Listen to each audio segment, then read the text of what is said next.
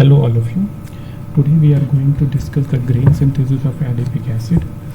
As all of you know that adipic acid is a very important precursor, or we can say it is a very important monomer for the production of nylon 6,6. Okay, and not only this, it is also used in the manufacturing of plasticizers and lubricants.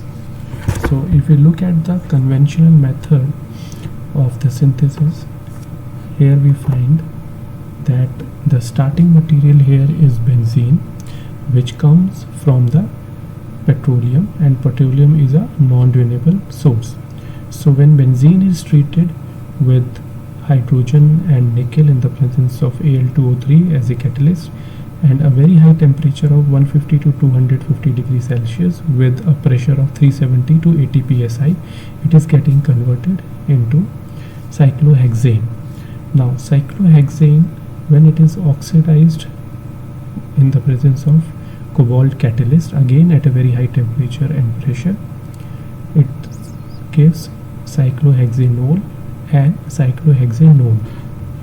Okay, now in the last step, these two products getting converted into adipic acid by the chain opening reaction, and the chain opening is done by the treatment of 60% nitric acid in the presence of copper catalyst and ammonium nitrate. Now, if we look at the shortcomings and the drawbacks of this method, then first of all, the nitric acid which is used here, we know that it is a highly corrosive acid and it requires special treatment and special precautions while treating it.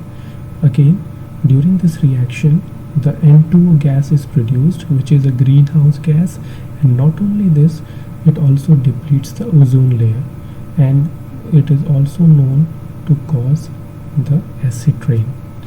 Again, as I have discussed regarding the benzene. Now if we look at the green synthesis of adipic acid, first of all, the starting material, or we can say the feedstock, is here glucose, and glucose comes from the biomass and not from the non-renewable source. So when glucose is treated with E. coli enzyme, we get 3-dehydroshikimic acid. Okay, when this dehydroshikimic acid is again treated with dehydrogenase enzyme, we get procachoic acid, and then this procachoic acid is treated with decarboxylase, we get catechol. Now catechol is again a very key intermediate for the synthesis of many industrially important compounds. So when this catechol is treated with 1,2-dioxygenase, we get cis-muconoic acid. Now this muconoic acid is just the unsaturated adipic acid. So when we treat this muconoic acid with hydrogen in the presence of palladium carbon catalyst, it is getting reduced to adipic acid. So during this green method, first of all, our feedstock is getting converted from non-renewable to biomass, and secondly, the entire series of reaction is done in water without using any organic solvent. And since we are using biocatalyst here, so this reaction is generally carried out at very mild temperatures or at the room temperatures.